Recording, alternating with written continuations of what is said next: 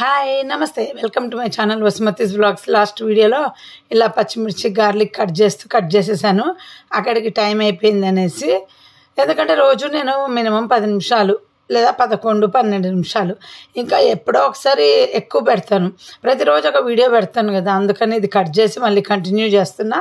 గోరుచిక్కుడు short వీడియోలో చూపించాను కదా, ముందు రోజే అన్నీ తొక్క తీసి స్టీమ్ చేసి పెట్టి తొక్క తీసి టపర్వేర్లో పెట్టుకుంటాను. ఆ గోరుచిక్కుడు కర్రీ చేసేది చూపిస్తున్నా. ప్రతిసారి కొత్త వాళ్ళు వస్తూనే ఉంటారు, ఎవరో ఒకరు అడుగుతారు మళ్ళీ ఎలా చేసామని, అందుకే మధ్యలో నుండి చూపించకుండా స్టార్టింగ్ నుండే చూపిస్తున్నాను. చాలా సింపుల్గా ఇలా పచ్చిమిర్చి వెల్లుల్లిపాయలు ఫ్రై చేస్తాను.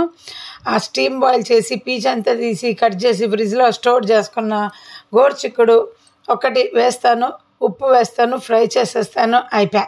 1/2 కిలో గోరుచిక్కుడు ఇట్లనే అయిపోతుంది మా ఇంట్లో.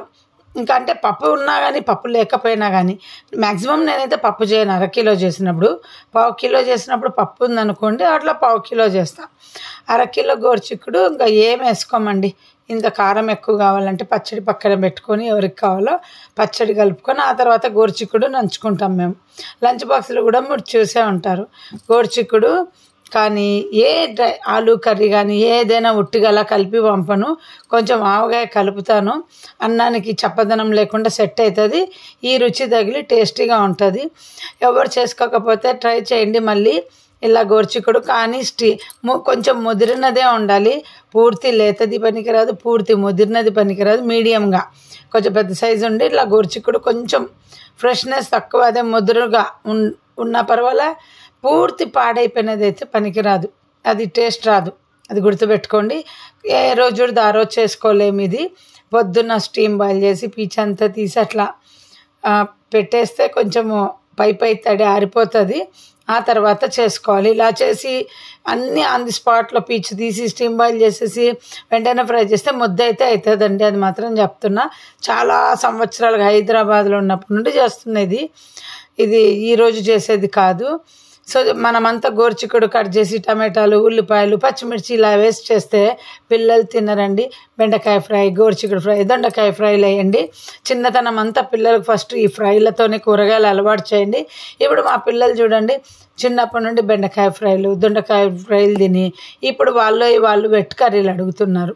మనం చిన్నప్పుడే వెట్ కర్రీలు పెట్టి వాళ్ళకి ఇష్టం లేకుండా కుక్కి నోట్లో పెట్టి తినరు కూరగాయలు అని అనకండి. చిన్నతనం ఫ్రైలు తినే ఏజ్, ఏమీ అవ్వదు, ఆయిల్ ఎక్కువ తింటారు అని వాళ్ళు ఆడుకుంటూ చదువుకుంటూ వాళ్ళ ఎనర్జీ ఎక్కువ ఉంటుంది పిల్లలకు.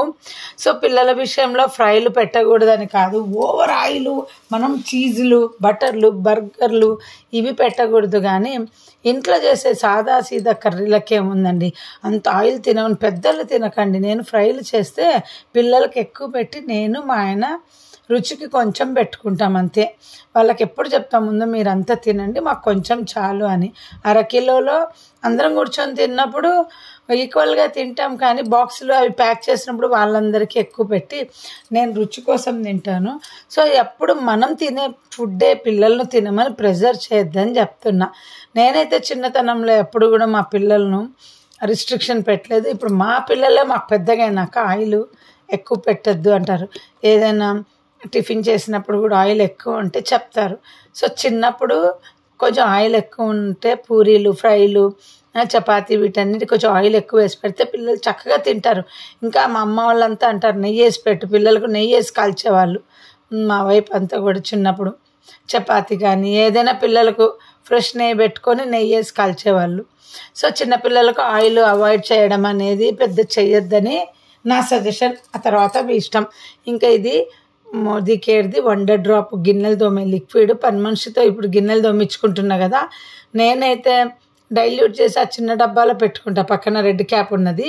బట్ పనామకు రోజు కలిపి ఇవ్వడము విసుగాను, పెద్ద దాంట్లో సెట్ చేద్దామని చాలా ట్రై చేశా. ఇవన్నీ పాటలు తీసి పక్కన పెట్టుకుంటుంటా.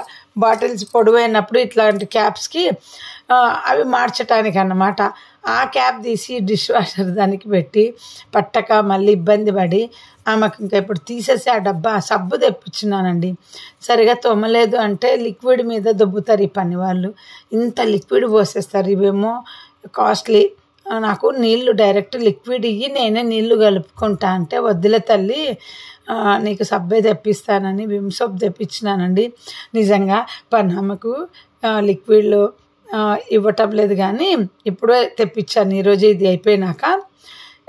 ఏది కూడా ఎక్కువ వేసేసుకుంటారనేది వీటిని డైల్యూట్ చేసి పెట్టడం మాకు ఎంత విసుగండి అసలు.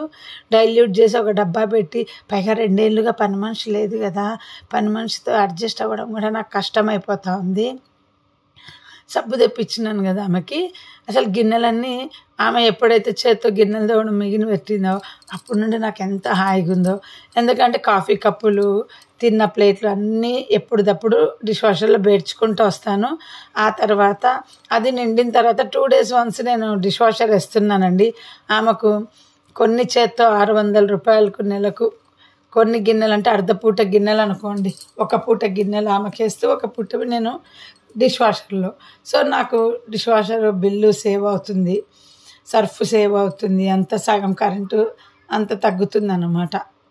ఇంకా మీకు ఇదంతా ఇట్లా కట్ చేసి చూపిస్తున్నాను. ఇదేంటంటే క్రీమ్ బాటిల్, బాడీ లోషన్లు, నీవియావే ఎప్పుడు చిన్నప్పటి నుండి నీవియా వాడేదాన్ని. మధ్యలో ఒరిఫ్లేమ్ అవి ఇవి ఇక్కడ ఇంకా ప్రతిదీ ఆఫర్లో దొరుకుతూ ఉంటుంది ఎక్కువ సూపర్ బజార్లో. సో ఇంకా పెద్ద బాటిల్ తెచ్చేస్తాము, అన్ని సీజన్లు పనికి వస్తుంది. ఇది ఇంత ఇట్లా చాకు వేడి చేస్తూ కట్ చేస్తూ కిచెన్లో వంట చేసుకుంటూ ఇలా పెట్టాను కదా. ఇక్కడ మాట్లాడడానికి ఏం లేదనుకోండి, మాట్లాడడానికి ఉంది మ్యాటరు. నాకు ఈ క్రీమ్స్ అన్నీ కూడా ముందు నుండి కూడా నేను బాగా వాడేదాన్ని, చిన్నప్పటి నుండి వాడేదాన్ని, ఇప్పుడు కాదు. మొన్న మా ఒక ఫ్రెండ్ ఫోన్ చేసి నాకు ఒక మంచి ఫేస్కి క్రీమ్ చెప్పు, వ్రింకిల్స్ స్టార్ట్ అయినాయి అని అడిగింది. నేనన్నా, నువ్వు సడన్గా ఒకరోజు ఫోన్ చేసి ఈరోజు వ్రింకిల్స్ స్టార్ట్ అయినాయి, నా క్రీమ్ చెప్పు, నేను ఇప్పటి వరకు ఏం వాడలేదు అంటే అది ఒకరు చెప్పేది కాదు. ఏ ప్రోడక్ట్ అయినా కొనుక్కున్నప్పుడు దాంట్లో ఏమేమి కలిపినారో, అది ఏంటికి పని చేస్తుంది, బ్యాక్లో ఆ చిన్న అక్షరాలు ఉంటాయి కదా, అవన్నీ చదవాలండి. నేను కూడా అప్పట్లో చదివే కొనేదాన్ని. తర్వాత ఇంక యామ్వే, ఒరిఫ్లేమ్ వాళ్ళు గైడ్ చేస్తూ ఉంటే వాడాను. సో నా పాప కూడా ప్రతిదీ మనము ఊరికే ముందర క్రీమ్ అనేసి చదువుతాం, ఏది ఏం పనికి వస్తుంది అనేది దాని మీద పలాంది దీనిలో కలిపారు అని అట్లా రాసి ఉంటుంది. అది చదవడం అలవాటు చేసుకుంటే మీకు సెలక్షన్ చేసుకోవడం చాలా ఈజీ, ఏ క్రీమ్లైనా. అలా కట్ చేసి ఇలాంటి బాక్స్లో మళ్ళీ పెట్టచ్చు, బట్ అట్లా కూడా అవసరం లేదు. చూడండి, దీన్ని ఈ పార్టే కట్ చేసి మళ్ళీ దీంట్లోనే ఇరికిచ్చి పెడతాను, అది చూపిస్తున్నాను.